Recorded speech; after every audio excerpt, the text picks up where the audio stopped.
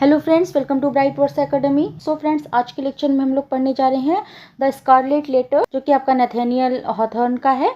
Okay, ये भी आपका एलटी का ही एक वर्क है, प्रोज सेक्शन का है। ओके, तो आज हम लोग इसकी बात करेंगे। इसमें आपके नैथेनियल हॉथॉर्न ने जो रोमांटिसिज्म के सिर्फ सुंदर पहलू ही नहीं दिखाए हैं, बल्कि इसमें जो डार्क साइड है आपका रोमांटिसिज्म का, उसकी बात करी है, उसको दिखाया है, डार्क पहलू को भी दिखाया है, यानी गिल्ट, सिन, आइसोलेशन, रिवेंज को यहाँ पर इन्होंने गहराई से दिखाया है। ओके, आज हम लोग इसी को पढ़ने जा रहे हैं, जहाँ पर आपका रोमांटिसिज्म जो है वो आपके इंसानों की अच्छाई और प्रकृति की सुंदरता पर जोर देता था। तो वहीं जो आपका रोमांटिकवाद का एक अदर साइड भी है, एक अदर पहलू है, उसका डार्क साइड भी है उसका, इसको इसमें दिखाया है कि लोगों में जन्मजात कमियां होती हैं, और अगर वो कमियां, वो भावनाएं अगर नियंत्रण से बाहर हो जाए तो उसका परिणाम बहुत खतरनाक हो सकता है। ओके, तो इसी तरह आपका इसमें आपके स्कारलेट लेटर में नैथेनियल हॉथॉर्न ने प्रेजेंट किया है। तो इसको आज हम लोग देखेंगे, डिस्कस करेंगे, इसका जो डार्क साइड ऑफ रोमांटिसिज्म है आपके स्कारलेट लेटर के थ्रू कैसे इन्होंने यहाँ पर दिखाया है। ओके, चलिए क्वेश्चन देख लीजिए। आई थिंक क्लियर तो हो ही गया वो क्वेश्चन, फिर भी देख लीजिए। Discuss the dark side of romanticism in the Scarlett letter. Okay, तो आपको डिस्कस करना है यहाँ पर द स्कारलेट लेटर में रोमांटिसिज्म के डार्क साइड जो दिखाया है उस पर डिस्कशन करना है। ओके, क्वेश्चन क्लियर हो गया। ओके, और फ्रेंड्स, अगर क्लासेस हेल्पफुल हो रही हो तो लाइक, शेयर एंड सब्सक्राइब जरूर कर लीजिए चैनल को, क्योंकि आपके यहाँ पर एलटी मेंस की प्रैक्टिस हो रही है। अब हमने प्रोज सेक्शन का भी स्टार्ट कर दिया है, प्रोज एंड फिक्शन सेक्शन में भी। अभी हमने इसके पहले आपका ओल्ड मैन एंड द सी पढ़ाया था, आपका अर्नेस्ट हेमिंग्वे का। ओके, चलिए अपनी आंसर राइटिंग की ओर चलते हैं। चलिए पहले इंट्रो में हम लोग बात करेंगे।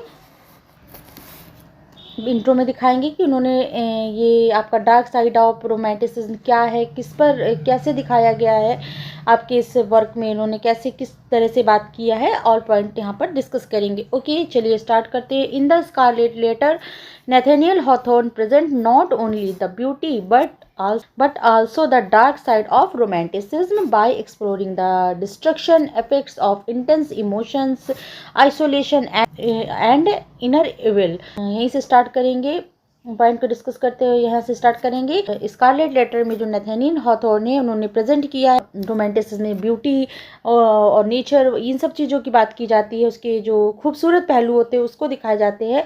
तो उन्होंने जो आप नैथेनियल हॉथॉर्न है, उन्होंने स्कारलेट लेटर में प्रेजेंट किया है केवल ब्यूटी को ही नहीं, but also the dark side. यहाँ पर इन्होंने डार्क साइड ऑफ रोमांटिसिज्म को दिखाया है बाय एक्सप्लोरिंग, क्या एक्सप्लोर करके, डिस्ट्रक्टिव इफेक्ट दिखाया है of intense emotion, isolation and inner evil. तो उन्होंने जो इंटेंस इमोशन हो गए, तीव्र भावनाएं हो गई, और आइसोलेशन, अकेलापन हो गया, और जो इनर एविल हो गई, आंतरिक बुराई के रूप में विनाशकारी प्रभावों को यहाँ पर दिखाया है, दर्शाया है। ओके, डिस्ट्रक्टिव इफेक्ट को यहाँ पर इन्होंने दिखाया है। इस तरह से यहाँ पर आप स्टार्ट करेंगे कि उन्होंने खाली खूबसूरत पहलू ही नहीं दिखाए जो रोमांटिसिज्म की एक जो मेन आपकी बेस होता है, बट यहाँ पर उन्होंने एक डार्क साइड, जो आपका डार्क साइड रोमांटिसिज्म का है, उसको यहाँ पर दिखाया है। ओके, यहाँ पर आप इस तरह ऐड कर देंगे, क्या डार्क साइड क्या एक्सप्लोर किया है, डिस्ट्रक्टिव इफेक्ट है जिसके, intense emotions, isolation and inner evil. Okay, फिर नेक्स्ट आप दिखाएंगे which romanticism celebrates individuality and feeling. Hawthorne reveals how these can lead to suffering when uncontrolled. Okay, फिर आप यहाँ पर एक पॉइंट दिखा देंगे, जबकि आप दिखाएंगे कि वाइल रोमांटिसिज्म सेलिब्रेट्स, रोमांटिसिज्म जश्न कर मनाता है, दिखाता है इंडिविजुअलिटी एंड फीलिंग्स को दिखाता है, व्यक्तिवाद और भावनाओं का गुणगान करता है। यहाँ पर हॉथॉर्न रिवील करते हैं how these can lead to suffering when uncontrolled. वहीं हॉथॉर्न यहाँ पर दिखाते हैं कि अगर ये भावनाएं जो अगर अनियंत्रित हो जाती हैं, जो ये फीलिंग्स हो गई, इंडिविजुअलिटी और जो ये सब जो फीलिंग्स हो गई, अगर ये अनियंत्रित हो जाए, अनकंट्रोल हो जाती हैं, तो ये वे किस प्रकार कष्ट का कारण बनती हैं। ओके, लीड्स टू सफरिंग, तो वो किस तरह से वो कष्टों का कारण बनती है, विनाश का कारण बनती है। तो इस तरह से यहाँ पर आप इंट्रो में ये डिस्कस करेंगे। ओके, यहाँ पर आपने इंट्रो में टू द पॉइंट दिखाया कि वो क्या दिखा रहे हैं, रोमांटिसिज्म का डार्क साइड क्या होता है, किस तरह से वो उसको दिखा रहे हैं, और क्या बता रहे हैं रोमांटिसिज्म का अगर डार्क साइड अनकंट्रोल हो जाए तो क्या उसके रिजल्ट्स परिणाम देखने को मिलते हैं। ओके, इस तरह से यहाँ पर आपने इंट्रो में क्लियर किया। आपने यहाँ पर बताया कि द स्कारलेट लेटर में नाथानियल हॉथॉर्न केवल रोमांटिसिज्म की सुंदरता ही नहीं बल्कि उसके अंधकार में जो पक्ष है, उसका डार्क साइड जो है, उसको भी दिखाते हैं। रोमांटिसिज्म जहाँ भावनाएं और स्वतंत्रता और इंडिविजुअलिटी को महत्व देता है, वहीं हॉथॉर्न दिखाते हैं कि जब वे भावनाएं नियंत्रण से बाहर हो जाती हैं तो वे दुख और विनाश का कारण बनती हैं। ओके, यहाँ से इंट्रो में आपने क्लियर किया। ओके, चलिए अब समझ गए होंगे आपका डार्क साइड ऑफ रोमांटिसिज्म क्या है। तो डार्क साइड ऑफ रोमांटिसिज्म क्या है। डार्क साइड का ऑफ रोमांटिसिज्म का अर्थ है कि रोमांटिसिज्म का वो पहलू जो केवल सुंदरता, भावनाएं और प्रकृति नहीं दिखाता है बल्कि मानव जीवन के अंधेरे सच जैसे पाप, अपराध बोध, बुराई, अकेलापन हो गया, मानसिक संघर्ष को भी उजागर करता है। ओके, रोमांटिसिज्म में आमतौर पर इमेजिनेशन होता है, उसमें आपके इमोशंस, फ्रीडम, नेचर को महत्व देता है, लेकिन इसका डार्क साइड यह बताता है कि जब भावनाएं अनियंत्रित हो जाती हैं तो विनाशकारी बन जाती है। तो ये होता है आपका डार्क साइड ऑफ द। और हर इंसान के अंदर एक नेगेटिव एक पॉजिटिव दोनों ही एस्पेक्ट्स होते हैं। हर जगह आपको ये चीज़ देखने को मिलेगी। तो ज़्यादातर हाईलाइट आपके सुंदर चीज़ें, ब्यूटी होती है, इन सब चीज़ों को हाईलाइट करते हैं, बट यहाँ पर आपके ऑथर ने उस आपके डार्क साइड को यहाँ पर हाईलाइट करते हुए दिखाया है आपके वर्क में। ओके, चलिए अब यहाँ बॉडी स्ट्रक्चर में चलेंगे, देखते हैं। चलिए यहाँ से स्टार्ट करेंगे। Arthur Dimmesdale represent hidden guilt and psychological suffering. Okay, आप कैरेक्टर के थ्रू पहले बात करेंगे। जो आपका एक कैरेक्टर है Arthur Dimmesdale. Okay, Arthur Dimmesdale जो आपका है कैरेक्टर, मैंने आपको बताया कि आप समरी तो आप सभी उसकी पढ़ लीजिए, क्योंकि समरी के बिना आप नहीं लिख पाएंगे। तो समरी तो आपको सबको पता ही होनी चाहिए। तो इसमें जो आपका एक कैरेक्टर है ऑर्थर डाइम्सडेल, तो रिप्रेजेंट कर रहा है हिडन गिल्ट। वो हिडन गिल्ट को दिखाता है, साइकोलॉजिकल सफरिंग्स और जो उसकी मानसिक जो पीड़ा है उसको दिखा रहा है। छिपा हुआ जो उनका गिल्ट है, अपराध बोध है जो उनके अंदर, और मानसिक पीड़ा जो हो रही है उनको, उसको दिखाते हैं, रिप्रेजेंट कर रहे हैं वो ये hidden guilt and psychological sufferings को। Okay, his inner conflict expresses in the line, जो उनका इनर कॉन्फ्लिक्ट है एक्सप्रेस कर रहा है इस लाइन के थ्रू। अब ये आर्थर डाइम्सडेल कौन है, आपने पढ़ा होगा वर्क में। तो ये आपके वहीं रहते हैं जो आपके हेस्टर के साथ जिनका अफेयर जिनके साथ रहता है इनके साथ में, और पर्ल के फादर हैं। कैरेक्टर है ये रिप्रेजेंट कर रहा है हिडन गिल्ट। हिडन गिल्ट को दिखाता है, साइकोलॉजिकल सफरिंग को दिखा रहा है, जो अपराध बोध हो गया उसकी मानसिक पीड़ा का यहाँ पर दिखाते हैं, रिप्रेजेंट करता है। कैसे हिज इनर कॉन्फ्लिक्ट, जो इनका इनर कॉन्फ्लिक्ट, उसका जो आंतरिक संघर्ष है वो एक्सप्रेस करके दिखा रहा है इन दीज लाइन, इस लाइन्स के थ्रू। यहाँ कोट लगा सकते हैं, क्योंकि आपको डार्क साइड दिखाना है ना, तो पहले आप कैरेक्टर के थ्रू दिखाएंगे कि किस तरह वो डार्क साइड आपका हाईलाइट हो रहा है। तो हिज इनर कॉन्फ्लिक्ट एक्सप्रेस, उनका जो इनर कॉन्फ्लिक्ट लाइन के थ्रू, कोट के थ्रू हाईलाइट हो रहा है। कोट क्या है, no man can wear one face to himself and another to the multitude. Okay, तो यहाँ पर कहने का मतलब है कि अपने लिए एक चेहरा और लोगों के सामने दूसरा चेहरा नहीं रखा जा सकता। इस तरह से करके इनके अपराध और जो इनकी मानसिक पीड़ा है उसको दिखा रहा है। Showing the pain of living double life, ये दिखा रहा है जो दोहरी जिंदगी जीने का दर्द को दर्शा रहा है। तो आपका आर्थर डाइम्सडेल है वो बहुत ज़्यादा गिल्ट में है, क्योंकि वो जो पर्ल उनकी बेटी है उसको एक्सेप्ट नहीं करते समाज के सामने, और अपना राज नहीं खुलासा करते हैं कि हेस्टर के साथ उनका अफेयर था और उनके साथ बच्ची है। तो इस तरह से करके वो अंदर ही अंदर वो एक साइकोलॉजिकल सफरिंग सह रहे हैं, गिल्ट में है। तो यही जो इनर कॉन्फ्लिक्ट है ये दिखा रहा है उनके अंदर का, उनकी गिल्ट बोध को दिखाता है। और ये कोट लगा देंगे आप कि कोई भी मैन अपने दो चेहरे नहीं रख सकता है, एक अपने लिए चेहरा हो और लोगों के सामने दूसरा चेहरा। तो ये जो दोहरी जिंदगी जीने को दिखाते हैं। भी व्यक्ति लंबे समय तक दो अलग अलग चेहरे लेकर नहीं जी सकता है, मीन्स है कहने का, एक अपने असली स्वरूप के लिए और दूसरा समाज को दिखाने के लिए। तो क्योंकि वो समाज में नहीं दिखा रहे हैं कि क्या उनका पास्ट था, और वो हेस्टर और अपनी बेटी को नहीं अपनाते हैं, तो ये इनके अंदर गिल्ट भी है और साइकोलॉजिकल सफरिंग को दिखाता है। तो इस तरह से करके आप यहाँ पर दिखाएंगे। एक बाहर से वो एक पवित्र, आदर्श और सज्जन आदमी दिखाई देते हैं। वो अपनी छवि को नहीं, एक मतलब कि एक लॉयल पर्सन रहते हैं सोसाइटी के, तो अपनी छवि को नहीं हटाना चाहते हैं और नहीं एक्सेप्ट करते उस चीज़ को, लेकिन अंदर से वो अपने पाप के कारण, अपराध बोध, गिल्ट से वो ग्रस्त होते हैं। बाहर से तो वो नहीं एक्सेप्ट कर पा रहे, लेकिन अंदर से उनको गिल्ट होता है इस चीज़ का। His self torture and secrecy even suggest a form of madness. Okay, उनका जो उनका गिल्ट है वो उनको मानसिक और शारीरिक रूप से कमजोर कर देता है। वो आत्म यातनाएं, खुद को यातना दे रहे हैं कि वो सो नहीं पा रहे हैं और खाना नहीं खा रहे हैं, तो ये सब जो सेल्फ यातनाएं दे रहे हैं, आत्म यातना दे रहे हैं, और गोपनीयता का जो भाव है, ये सब चीज़ें जो है छिपाने का जो भाव है, सिक्रेसी है उनकी, सेल्फ टॉर्चर जो खुद को कर रहे हैं, खाना बना नहीं खा रहे हैं और सो नहीं पा रहे, तो इस तरह से वो जो ये भाव है वो एक प्रकार के पागलपन की ओर संकेत करता है। ओके, मैडनेस को उनकी दिखाता है इस तरह से कि वो अपने गिल्ट को कम कर रहे हैं, कि वो उस तरह से करके दिखा रहे हैं। वो समाज से तो सामने सच छुपाते हैं, लेकिन अपने भीतर का सच से भाग नहीं पाते हैं। और तो हॉथर्न इस कैरेक्टर के थ्रू ये मैसेज देते हैं कि जो हाइपोक्रेसी ज़्यादा समय तक नहीं चल सकती है। सच्चाई छुपाने से अंदरूनी पीड़ा बढ़ती है। अगर आप किसी चीज़ सच सामने तो लोगों के नहीं दिखा पाएंगे, लेकिन अंदर ही अंदर उस पीड़ा से, आप दर्द से आप खुद को सफ़र करेंगे, पर कष्ट पहुंचाएंगे। अंततः व्यक्ति को अपनी असली स्वरूप को स्वीकार करना ही पड़ता है। लास्ट में वो अपनी डेथ के पहले उसको एक्सेप्ट करते हैं कि पर्ल उनकी बेटी है, और उस तरह से सब चीज़ वो एक्सेप्ट भी करते हैं बाद में। लेकिन वो इस पूरी कहानी में ये हाइपोक्रेसी दिखाई गई है कि वो अपनी छवि को नहीं टूटना देना चाह सकते हैं।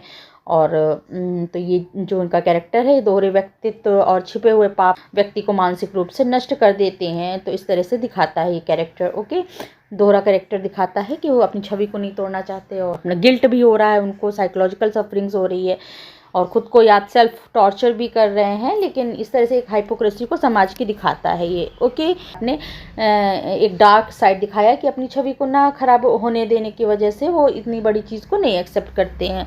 अब नेक्स्ट आपका कैरेक्टर है रोजर चिलिंगवर्थ। ये इस कैरेक्टर के थ्रू बात करेंगे कि ये क्या दिखाते हैं, इनके थ्रू क्या दिखा रहे हैं आपके हॉथॉर्न। तो रोजर चिलिंगवर्थ की बात करेंगे तो ये आप इनके हेस्टर के हस्बैंड हो गए, जिसने कहा तुम पहले जाओ, मैं बाद में आता हूँ। तो इस तरह से करके हमने आपको बताया ना, प्ले की समरी जरूर पढ़ लीजिए, तभी आप बहुत अच्छे से कवर कर पाएंगे क्वेश्चन को। ओके, तो रोजर ये इनके हस्बैंड हो गए। रिफ्लेक्ट्स क्या रिफ्लेक्ट करते हैं, destructive power of revenge. Destructive power of revenge को दिखा रहे हैं। ये क्या रिप्रेजेंट करते हैं, रिफ्लेक्ट कर रहे हैं डिस्ट्रक्टिव पावर ऑफ रिवेंज। ये रिवेंज के रूप में सामने आ रहे हैं। ओके, कैसे, his transformation from a kind man into a revenge driven figure shows how negative emotions can corrupt the human soul. Okay, तो ये रोजर चिलिंगवर्थ जो है बदले की भावना को, डिस्ट्रक्टिव पावर ऑफ रिवेंज को, बदले की भावना जो विनाशकारी शक्ति के रूप को प्रदर्शित कर रहे हैं, दिखा रहे हैं। हिज ट्रांसफॉर्मेशन जो है, उनका ट्रांसफॉर्मेशन हो गया उनका फ्रॉम काइंड मैन, एक काइंड मैन से, इनटू रिवेंज ड्राइवन फिगर, एक दयालु व्यक्ति से बदलकर बदले की आग में जलने वाले व्यक्ति के रूप में इनका ट्रांसफॉर्मेशन है, दिखाया गया है, दिखाता है। Shows how negative emotions can corrupt the human soul. तो ये आपका दिखा रहा है, कैरेक्टर के थ्रू दिखा रहे हैं कि डिस्ट्रक्टिव पावर ऑफ रिवेंज का पावर क्या है, कि कैसे कैरेक्टर के थ्रू दिखाते हैं कि कैसे जो आपके नेगेटिव इमोशंस है, जो आपके नकारात्मक भावनाएं हैं, किस प्रकार जो है वो ह्यूमन सोल को करप्ट कर देती हैं। ओके, कैसे आप खराब कर देती हैं, करप्ट कर देती है ह्यूमन को। ओके, तो यहाँ किसी कारणवश है स्टोरी, तो वो नहीं पहुँच पाते, देर हो जाती है उनको पहुँचने में। तो फिर जब देखते हैं वहाँ जाकर कि हेस्टर को वहाँ पर पनिशमेंट वगैरह मिल रहा है, तो वो नहीं अपना असली चीज़ सबके सामने नहीं लाते कि वो कौन है, उसके हस्बैंड है या सामने नहीं आते, और एक फिजिशियन के तौर पर जाते हैं और रिवेंज लेने लगते हैं। पता लगाते हैं कि हेस्टर के साथ ही किसने किया, कौन है, इस सब चीज़ें, तो उसका उनको रिवेंज लेना रहता है।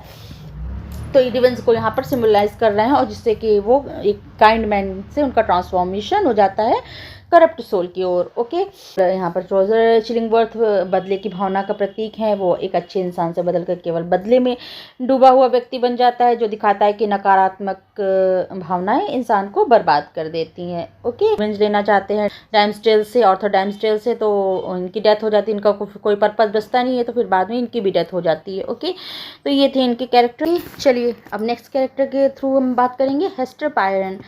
हेस्टर पायरन जो है वो क्या आपकी हाईलाइट करती है कि कौन सा आपका डार्क साइड दिखाती है। ओके, चलिए बात करेंगे। Hester Prynne's isolation also reflects this darker aspect. Okay, तो हेस्टा पेरेंट्स जो है वो आपके आइसोलेशन को दिखा रही है। Also reflects this darker aspect, जो कि ये डार्कर एस्पेक्ट जो कौन सा है आपका आइसोलेशन को यहाँ पर दिखाती है। तो she gains strength, her separation from society brings pen.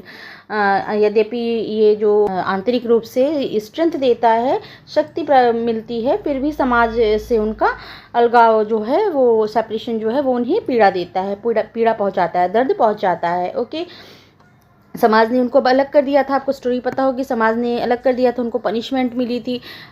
तो समाज ने कोई आइसोलेशन में थी वो, तो समाज से नाता उनका टूटा हुआ था, तो सेपरेशन उनको चोट पहुंचाता है। हालांकि जो उनका कैरेक्टर है, उनके आइसोलेशन है, सेपरेशन है, ये उनको मजबूत बनती हैं वो। लेकिन ये जो डार्क एस्पेक्ट दिखाता है, इसके थ्रू वो आइसोलेशन के थ्रू वो मजबूत तो बनती है, लेकिन समाज जो अलगाव है, सेपरेशन है, उन्हें दुख पहुंचाता है, तकलीफ पीड़ा पहुंचाता है। ओके, और द नरेटर यहाँ पर ऑब्जर्व करके बता रहे हैं क्या, the Scarlett Letter was her passport into regions where other women dread not tread. Okay, यहाँ पर आप बात करेंगे फिर कि कोट लगा देंगे जो कि आपके हेस्टर पायरेंस के लिए है कि जो स्कारलेट लेटर का मतलब क्या होगा, इसका स्कारलेट लेटर जो है इसका मीन्स क्या होगा। तो पहले तो ये देखिए, स्कारलेट लेटर जो आपका थी टाइटल ही है, तो स्कारलेट मीन्स क्या होगा। स्कारलेट आपका हो जाता है ए फॉर अडल्ट्री हो गया। ये लाल रंग का ए अक्षर होता है, आपका एक लेटर होता है जिसे जो आपका हेस्टर पायरेन को पहनना पड़ता है, एक गले के ऊपर से बांध करके नीचे। ये जो उसके पाप, एडल्ट्री जो उसने पाप किया था, उसका एक सिंबल है, सिंबल के रूप में इसको पहनना पड़ता है। ये पनिशमेंट इसको मिलती है। ए फॉर आपका एडल्ट्री को रिप्रेजेंट कर रहा है, ये एडल्ट्री हो गया आपका। ये फॉर एडल्ट्री, जो ये पाप इसने किया था, जो अफेयर हुआ इसका, इसकी बेटी हुई उनसे अफेयर में, तो ये सब चीज़ें जो है इसकी थ्रू इसको ए लेटर जो होता है स्कारलेट हो गया, उसको गले से लेके नीचे तक पहनना पड़ता है। तो ये इसको शो करेगा कि नहीं, इसने ये एडल्ट्री का पाप किया है, ये इसका सिंबल के रूप में इसको यूज़ किया जाए आपके नॉवेल में। ओके, तो ये इसका एक पासपोर्ट जैसा बन जाता है। ओके, स्कारलेट लेटर है जो है उनके लिए कई जो जगहों पर ये प्रवेश का पासपोर्ट बन गया था कि यहाँ पर अगर होगा तो इनको आइसोलेशन में रखा गया है, तो इससे पता चले लोगों को कि नहीं, इन्होंने सिन किया हुआ है। ओके, तो और इनको ये पनिशमेंट मिली हुई है, इनके इस एडल्ट्री के लिए इनको पनिशमेंट मिली है, तो इस पासपोर्ट के जैसे इनका यूज़ हुआ। ओके, तो where other women dare not tread, यहाँ पर और जो औरतें होती हैं फिर वहाँ जाने का साहस नहीं करती हैं। स्कारलेट लेटर ए हो गया, केवल शर्म या सजा का प्रतीक नहीं रह जाता, बल्कि यहाँ दूसरी महिला पहुँचने की हिम्मत नहीं करती हैं फिर। ओके, तो इस तरह से यहाँ पर लोग देखेंगे कि नहीं, इसको इस तरह से पूरी तरह से ऑल टाइम पहनना रहता है उसको, तो सभी पूरा समय उसको पहनना पड़ता है। तो जहाँ तक इसको देखेंगे कि दूसरी औरतें उस तरह तक जान पहुँचने तक की हिम्मत नहीं कर पाएंगी उस तरह से, तो ये इसलिए ये पनिशमेंट के रूप में इनको पहनना पड़ता है। समाज ने उसे अलग कर दिया था, लेकिन इसी अलगाव ने उसे जीवन की गहराई सच्चाइयों को समझने का मौका भी दिया। बताया ना, स्ट्रेंथ को उसने दिखाया। यहाँ पर समाज ने तो अलग कर दिया, उसको सेपरेट कर दिया था, लेकिन उसके साथ वो स्ट्रांग बनी, जीवन की सच्चाइयों को समझने का मौका मिला। वो बोल्ड महिला दिखाई गई है, उसने अपने सामने से अपनी गलती को स्वीकारा और उस पनिशमेंट को स्वीकार किया, एंड पर उन्होंने एक्सेप्ट किया। उनको अलग थलग कर दिया, उनको आइसोलेट कर दिया गया। उनके लिए एक उस समय एक सम्मान का काम था कि सिलाई वगैरह का काम, निडल से काम करिए, सिलाई वगैरह का काम हो गया, उसके थ्रू आप अपना जीवन यापन करें, सर्वाइव करें। उसके थ्रू उन्होंने अपने आप को, अपनी बेटी को बड़ा किया, इस तरह से करके दिखाया। एंड इस तरह से वो स्वतंत्र, साहसी और आत्मनिर्भर बन जाती हैं। इस तरह से ये दिखाता है कि दुख और अपमान भी व्यक्ति को मजबूत और जागरूक बना सकता है।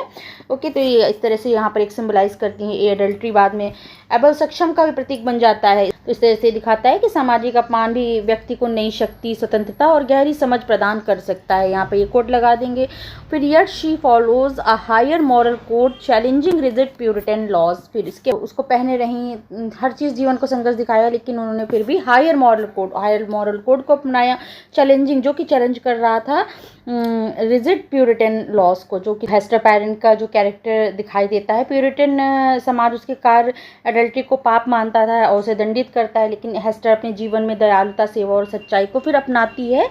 जो अपनाती है बाद में उसको आइसोलेटेड है और सबसे अलग थलग है, लेकिन किसी तरह जीवन यापन में अपना कर रही है। लेकिन हेस्टर अपने जीवन में दयालुता, सेवा और सच्चाई को अपनाती है। फिर क्या है, higher moral code, yet she follows higher moral code, वो हायर मॉरल कोड को अपनाती है। हेस्टर अपने जीवन में दयालुता, सेवा और सच्चाई को जगह देती है, अपनाती है और वो दयालु रहती है, सर्वाइव करती है किसी तरह। लेकिन वो अपना जो कैरेक्टर है, अपना मॉरल है, उसको अपना कर चलती है। वह समाज के नियमों को अंधा अनुकरण नहीं करती है, जबकि बल्कि अपने इनर उसके कॉन्साइंस होता है, उसके अनुसार जीवन जीती है। वह दूसरों की मदद करती है, गरीबों की सेवा करती है और अपने कर्मों से खुद को सुधारती है। तो इस तरह से करके उसका कैरेक्टर दिखाती है। इस प्रकार वह समाज की नज़र में भले ही दोषी हो, लेकिन नैतिक रूप से वह एक हायर लेवल पर पहुंच जाती है। ओके, तो चैलेंज करता है रिजिड प्यूरिटन लॉस को, जो कि रिजिड जो कठोर आपका प्यूरिटन लॉ है उसको स्ट्रिक्टली यहाँ पर चैलेंज करता है। और इस प्रकार पर कठोर प्यूरिटन कानून को वो चुनौती देती है। ओके, अपने अच्छे बिहेवियर से। इस तरह फिर बाद में आप जो आपकी सोसाइटी है उसका भी दो रूप दिखाया है। हाइपोक्रेसी उसकी भी दिखाई गई है कि कैसे दो रूप है। जब उसका एडल्ट्री का था तो एडल्ट्री में स्कारलेटर जो ए है वो आपका एडल्ट्री के रूप में काम करता है। बाद में उसकी जो अच्छाई है उसकी वजह से उसी एडल्ट्री आपका समाज के में एबिलिटी के रूप में बदल जाता है। वो कैसे समाज का नजरिया ए एडल्ट्री का रूप लिए था, वो बाद में एबिलिटी का बन जाता है, एबल का दिखाने लगता है, सिंबलाइज करना है, सक्षमता का प्रतीक बन जाता है। कैसे लोगों की यहाँ पे दोहरी सोच, दोहरा फेस दिखाते हैं कि कैसे लोग चेंज हो जाते हैं। तो यहाँ पर इस तरह वो चैलेंज करती है रिजिड प्यूरिटन लॉस को। ओके, फिर आप इस तरह अपने हेस्टर पेरेंट का दिखाया कैरेक्टर कि कैसे उसका कैरेक्टर एक डार्क साइड उसका पहलू दिखाते हैं हमारे ऑथर। यहाँ से आपने डार्क साइड हेस्टर पेरेंट्स का दिखाया। फिर आप नेचर की भी बहुत अच्छा बात किया है, दिखाया है हमारे नेचर को किस तरह सिंबलाइज किया है। आइए देखते हैं, उसको भी डिस्कस करेंगे एक दो पॉइंट में, उसको भी हम दिखाएंगे। Nature specially the forest symbolises, nature जो है स्पेशली जो दिखाया गया फॉरेस्ट आपका दिखाया गया है वो सिंबलाइज करता है कि आप freedom and moral ambiguity, freedom और मॉरल एम्बिग्यूटी को दिखाता है। जो जंगल है वो स्वतंत्रता और नैतिक अस्पष्टता दोनों का ही प्रतीक दिखा रहे हैं। A place of truth but also secrecy, जो कि एक प्लेस दिखाया गया है जहाँ पर एक सत्य भी है और जो गोपनीयता भी रखता है। ओके, प्लेस ऑफ जहाँ पर वो लोग जाते थे, उनका मिलते थे, और वो उस तरह एक आप सीक्रेसी प्लेस को दिखाया गया एंड प्लेस ऑफ ट्रूथ को दिखाया गया। ओके, फिर पल्स जो उनकी बेटी थी डेमस्टेल एंड हेस्टर की बेटी जो थी आपकी, वो pulse institution further reveals hidden sin and truth. जो पल्स का जो इंट्यूशन था वो बहुत उसको दिखाएंगे एक पॉइंट में आपकी रिवील करता है हिडन सिन एंड ट्रूथ। जो पल्स का जो इंट्यूशन है वो छिपे हुए पाप और सत्य को और भी ज़्यादा स्पष्टता से स्पष्ट रूप से वो उजागर करता है। पल्स उनकी बेटी रहती है, उसका इंट्यूशन बहुत स्ट्रांग दिखाया गया। जो बड़े नहीं समझ पाते थे वो बच्ची आसानी से इजिली उसको समझ लेती थी, बता देती थी। तो इस तरह उसका इंट्यूशन की बात करेंगे जो कि रिवील्स करता था हिडन सिन एंड ट्रूथ को, जो छिपा हुआ सत्य रहता है और जो अपराध रहता है उसको आसानी से वो रिवील करती है। ओके, पल्स इस तरह से। ओके, यहाँ पल्स का दिखा देंगे एक पॉइंट में। तो जो फॉरेस्ट है वो स्वतंत्रता के साथ साथ रहस्य और जो नैतिक अनिश्चितता का प्रतीक दिखाया है। वहीं पर्ल की मासूम समझ छिपे हुए सच को उजागर करती। जो पल्स की जो मासूम सी इंट्यूशन है, उसकी जो इंट्यूशन था, उसकी समझ थी, उसे छिपे हुए जो सत्य होते हैं उनको उजागर करती है। इस तरह से आप यहाँ पर नेचर और पल का पॉइंट दिखाएंगे। फिर इस तरह से आपने यहाँ पर हर एक एस्पेक्ट को दिखाया जो कि आपका डार्क साइड ऑफ रोमांटिसिज्म था। ओके, डिस्कस किया है हमारे नेशनल हॉथॉर्न ने कैसे दिखाया है उन्होंने हर कैरेक्टर के थ्रू, जो कि ये सब पाप और दोहरी हाइपोक्रेसी है, ये सब चीज़ों को कैसे प्रेजेंट किया है हमारे हॉथॉर्न ने, ये हम यहाँ दिखाते हैं। ओके, तो आपने यहाँ कैरेक्टर वाइज दिखाया, डिस्ट्रक्टिव पावर ऑफ रिवेंज की पावर दिखाई, गिल्ट को दिखाया, सिन को कैसे हाईलाइट किया है, जो हमारा डार्क साइड ऑफ रोमांटिसिज्म होता है उसको हमारे नॉवेल में कैसे हमारे हॉथॉर्न ने बहुत अच्छे से रूप से दिखाया है। ओके, इस तरह आपने यहाँ क्लियर किया। फिर देन आप छोटा सा कंक्लूजन देकर एंड करेंगे। दस Hawthorne portrays romanticism not only as a celebration of emotions and freedom but also as a force that can lead to guilt, isolation and moral destruction when taken to extremes. Okay, तो इस तरह से आप यहाँ पर दिखाएंगे कि last में जो हमारे ऑथर ने वो पोर्ट्रे करते हैं not only celebration of emotions and freedom. Romanticism को केवल एक सेलिब्रेशन इमोशन और फ्रीडम का नहीं दिखाते हैं, बट रोमांटिसिज्म के जो कैरेक्टरिस्टिक्स है उनके थ्रू ना करके उन्होंने रोमांटिसिज्म जो भावना और स्वतंत्रता पर आधारित है उसके थ्रू ना करके उन्होंने यही इमोशन और फ्रीडम को हद से ज़्यादा एक्सट्रीम तरीके से अपनाया जाए, यूज़ किया जाए तो यह अपराध बोध और गिल्ट, अकेलापन और आइसोलेशन और नैतिक पतन का कारण बन जाता है। इसी शब्दों में कहेंगे हर चीज़ की तरह रोमांटिसिज्म भी संतुलन में अच्छा है, लेकिन ज़्यादा होने पर नुकसानदेह हो सकता है। ओके, तो अगर ये ज़रूरत से ज़्यादा ये हो जाती है तो आपको डिस्ट्रक्शन की ओर लेके जाती है। ओके, इस तरह से आप अपने कंक्लूजन में दिखाया कि ऑथर ने यहाँ पर रोमांटिसिज्म को उसकी खूबसूरत तरीके से जो इमोशन और फ्रीडम को उस तरह से दिखा करके उन्होंने दिखाया है एक फोर्स जैसे कैन बी लीड जो guilt, isolation and moral destruction को दिखाती है। जब यही चीज़ें जो आपकी इमोशन और फ्रीडम है वो एक एक्सट्रीम पर पहुँच जाता है तो ये आपका बन जाता है, आपके लिए नुकसानदेह हो जाता है। Guilt and isolation and moral destruction के रूप में ये उभर कर सामने आता है। ओके, तो इस तरह आप यहाँ पर कंक्लूजन देकर एंड करेंगे। ओके, तो ये था हमारा scarlet letter. Okay, hope so आपको क्लियर हुआ होगा। इस तरह से हमने अपने अकॉर्डिंग सारे पॉइंट्स क्लियर कर लिए हैं। सिम्बलाइज कैसे किया है यहाँ सेम सीन एंड रिडेम्पशन जो कि हमारे डार्क साइड है, जो ये डार्क साइड ऑफ रोमांटिसिज्म है, इसको कैसे गहरे मीनिंग को यहाँ पर इन्होंने समझाया है। इस तरह इंसान के दो पहलू होते हैं, एक तो जो इंसान किसी चीज़ के भी दो पहलू होते हैं, एक तो पॉजिटिव हो गया जो खूब अच्छी चीज़ें हो गई, सुंदरता, ब्यूटी, नेचर, हर चीज़ को ज़्यादातर लोग उसी पर बात करते हैं, लेकिन हमारे जो ऑथर ने इन्होंने इस स्कारलेट लेटर के through dark side of romanticism को खूब अच्छे से उन्होंने यहाँ पर प्रेजेंट करके दिखाया है। ओके, तो ये था हमारा द स्कारलेट लेटर। हमने डिस्कस किया the dark side of romanticism in the Scarlett letter. Okay, तो कैसी लगी क्लास ज़रूर अपना फीडबैक दीजिएगा, और अगर अच्छी लग रही हो तो लाइक, शेयर एंड सब्सक्राइब जरूर करिए चैनल को। अब तक नहीं किया है तो, क्योंकि यहाँ पर आपकी LT मेंस की डिस्क्रिप्टिव आंसर राइटिंग की प्रैक्टिस हो रही है। अभी तक नहीं सब्सक्राइब किया तो ज़रूर सब्सक्राइब करिए और लाइक शेयर भी कर दिया करिए वीडियोस को। चलिए फिर मिलते हैं नेक्स्ट क्लास में, नेक्स्ट टॉपिक को डिस्कस करेंगे। Okay, thank you, thanks for watching.